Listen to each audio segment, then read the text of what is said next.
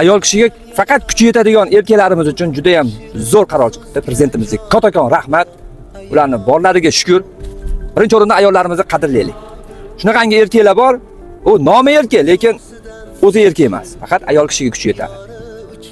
Bu qarorda shunaqangi qarorda prezidentimiz yozib o'tirganki, ayol kishini kim bo'lishdan qat'iy nazar, erimi, begona erkakmi, uradigan bo'lsa qamoq jazosi. Zo'r bo'pti-ya. Iloji bo'lsa prezidentimiz bir umrga bunaqa erkaklarni qamatib oling. Qamalib ketsin вообще. Lekin zo'r. Молодец. Men qo'shilaman. Ayol kishini urish kerak emas, sevish kerak deb o'ylayman. Ayollarga ta'sir ko'rsatib qo'l ko'targan, yoshlarga qo'l ko'targan endi O'zbekistonda yo ko'chib ketadi, yo majbur bo'ladi qonun asosida yashashga.